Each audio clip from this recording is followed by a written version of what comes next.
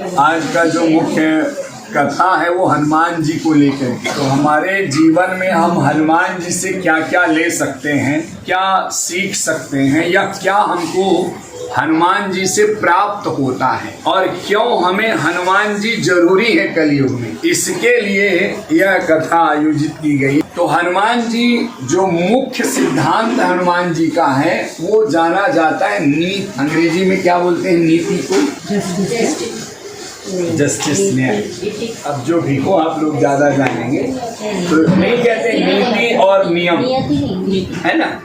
तो हनुमान जी अपने जीवन में उन्होंने हमेशा अच्छी नीति रखा है, अच्छा दृष्टिकोण रखा है, अच्छा जो ऑलवेज अंडर रूल चले वही नीतिगत कहा गया है।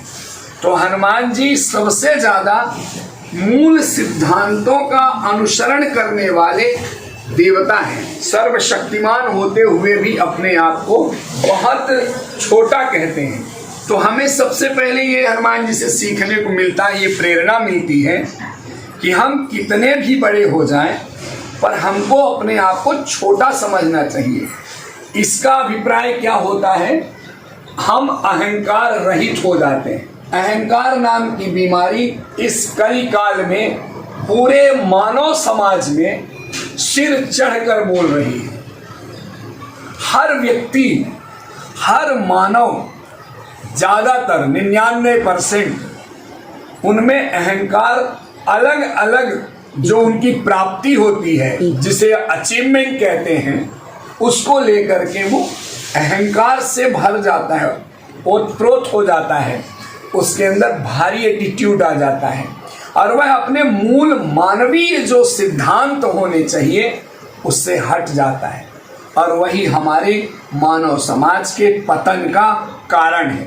तो हनुमान जी की कथा आज हमको इससे थोड़ा बचाएगी।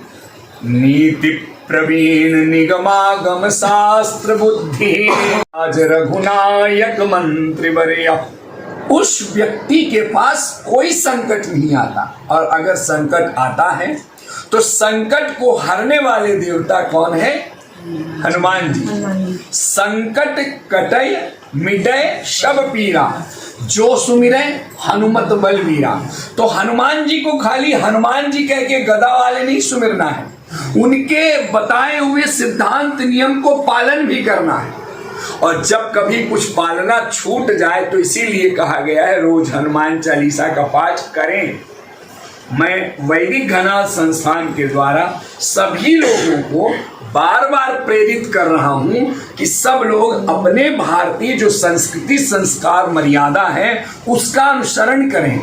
यदि हम आप सब इसका पालन करेंगे, यदि हम संस्कारों का अनुसरण करेंगे, संस्कारों को अपनाएंगे, वैदिक सिद्धांतों पर कुछ चलेंगे, बोझ ना समझें, तो हमारे बच्चों का भविष्य उज्जवल होगा। और आप सब, हम जितने भी लोग इस शहर में आए हैं या अपना घर वार पैतृक छोड़ करके गए हैं, क्यों गए हैं? ताकि हमारे जीवन में दो वक्त की रोजी रोटी का साधन हो और हमारे बच्चे अच्छी शिक्षा दीक्षा ग्रहण करें। और वो अच्छी शिक्षा दीक्षा कब करेंगे? जब उनमें संस्कार आएगा। और भारत किस लिए जाना जाता है?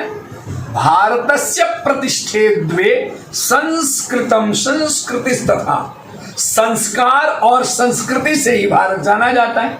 और हमारे यहाँ की तो संस्कृति है अतिथि देवो भव, मातृदेवो भव, आचार्य देवो भव।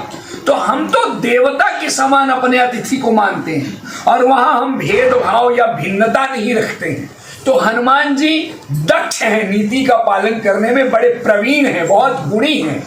केवल से गिरिवर कांपे, रोग दोष जाके निकट न झापे।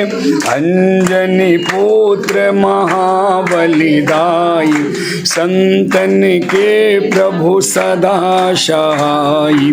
देवी ना रघुनाथ पठाए, लंका जारी सियहि सुधिलाए। लंका सो कोटि समुद्र छाए।